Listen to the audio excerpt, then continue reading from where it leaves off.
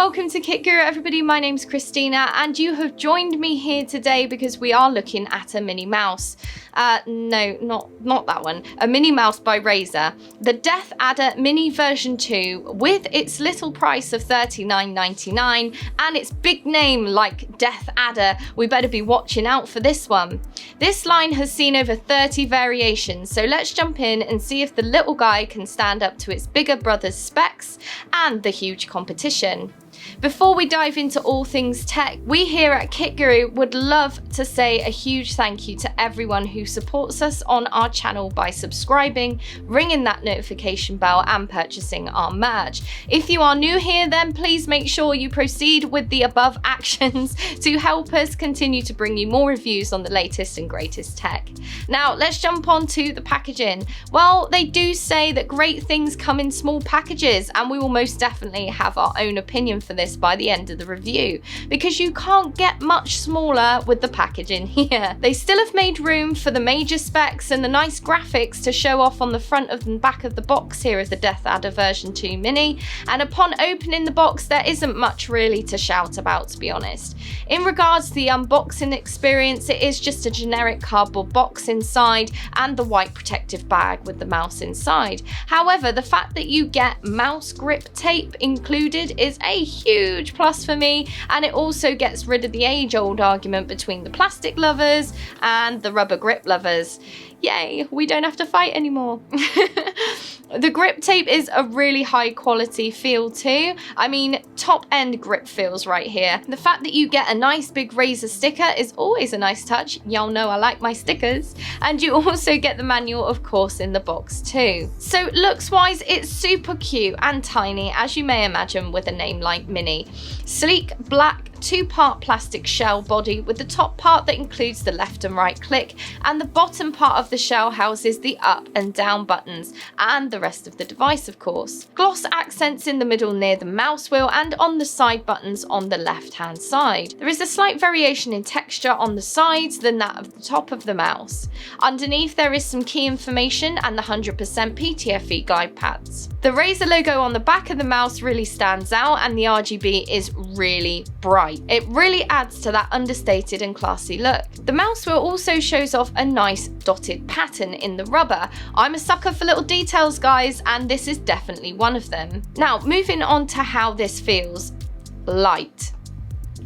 Really light. I mean, like 62 grams light. Obviously this would be great for travel. The DeathAdder version 2 is aimed at gamers with smaller hands too, and I have very small hands, and even for me I would have to say there isn't much support. I do use fingertip grip, which does make my hand kind of cramp a little bit after a few hours of use. I feel that potentially palm grip and claw grip would work really well with this mouse though. However, I don't feel that this mouse is all about the comfort. It's about the portability and the spec that's crammed into this little wonder with such a little price. I'll let you guys decide, however, how important it is that this mouse is comfortable down in the comments.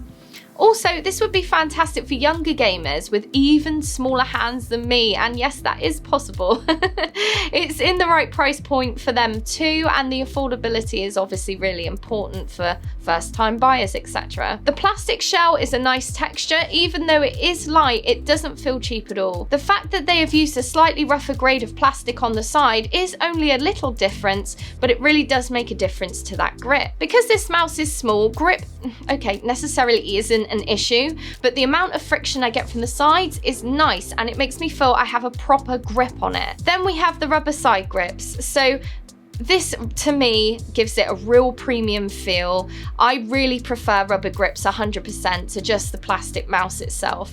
Don't get me wrong, the texture on the sides is fantastic as previously mentioned, but I'm always a bigger fan of rubber grips, so that's a big plus from me, Razer. The cable I'm not a fan of. It's what I would call a shoelace cable. Razer name it the Speed Flex cable. It's great at not catching on things, and it's not even that bad at getting rid of kinks, but it just feels cheap. The wire kind of rattles around inside. It's really a preference thing, I guess, and it keeps in with the light theme of the mouse, so I totally appreciate the idea behind the choice, but it's just not for me personally. The mouse wheel has great grip, and those little dots really help with that. However, I find that the mouse wheel is on the lower end of the resistance scale, and I prefer a clickier mouse wheel personally. The left and right click don't have a huge feedback either. They almost sound and feel a little bit hollow in comparison to some of the other mice I've used. This may be down to the entire plastic shell and the weight of the device, but the side buttons are really clicky and they give a really nice audio sound as well as that textile feedback. The glide pads really work well, there's no drag at all, and it really moves around that mouse mat well.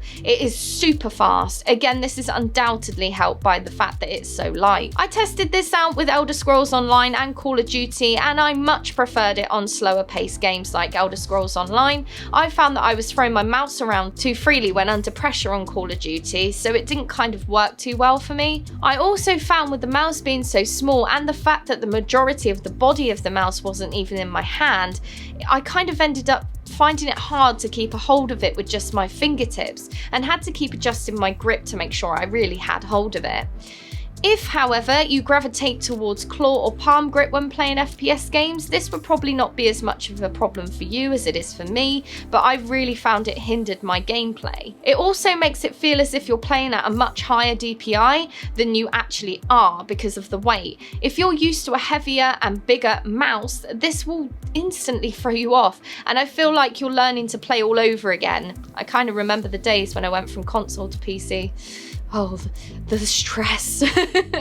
I can see high DPI players, however, using one of these with the above grip styles and benefiting from this mouse way more than me. It is so easy to move around and super fast. I can't even explain how fast it feels. Okay, so whilst we're talking about the speed of this thing, it goes up to 8,500 DPI, which on this little racing mouse would feel astronomically fast in my opinion. So if you like a fast DPI and a fast mouse, this is definitely for you. The DeathAdder version 2 Mini has an optical sensor onboard memory profile that you can access anywhere, anytime via the DPI button. This is called the on-the-fly sensitivity adjustment, with the default stages set at 400, 800, 1600, 3200 and 6400. There are in total 6 programmable buttons. It also has up to 300 inches per second or IPS, 35G max acceleration, which is really impressive for the price tag. Do remember this is a real cheap mouse here. Also, it's compatible with Xbox One for basic input.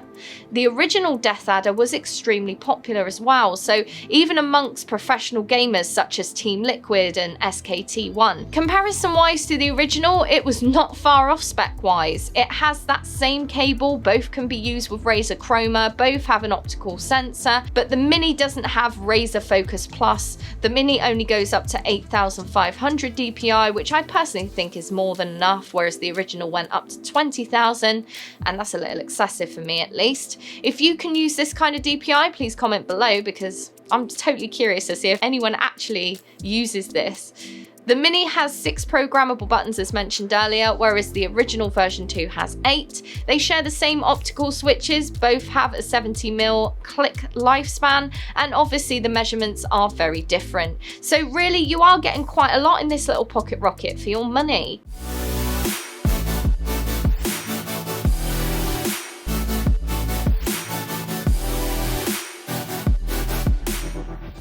Now moving on to the software, this mouse is compatible with Razer Chroma and Razer Synapse 3, and I'm sure if you follow Kit Guru regularly, you're used to seeing this software. But for those that aren't familiar with it, we're going to jump into that right now. So here we have Synapse. You can see here that I have my own Razer products connected, and then the DeathAdder version 2 Mini. If we click on that one, it takes us to the mouse's options, and here you can select a button and change its functionality, etc., as you can see from this left-hand side menu. Next we have the performance tab, and here you can change the DPI stages by typing in the number you want or using the slider underneath. We have polling rate, which you can adjust from the drop down list here.